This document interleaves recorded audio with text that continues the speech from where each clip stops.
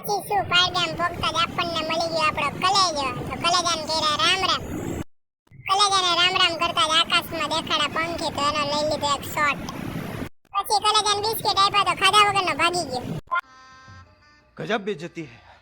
ગાડી પાર્ક કરીને આપણે ગયા અંદર માછલીને બિસ્કિટનો ભૂકો કરીને નાખ્યો. સામેની બાજુ કબૂતરા ચણચણતા હતા. આ બાજુ માછલા ઓછા હતા તો ગાડી કાઢીને આપણે ગયા થોડીક આગળની બાજુ. ગાડી કરી પાર્ક અને આપણે ઉતરીને ગયા આગળ. ત્યાં ભેંસું નાતી હતી. I am sorry, Babu. પછી માછલીને થોડાક મમરા નાખ્યા.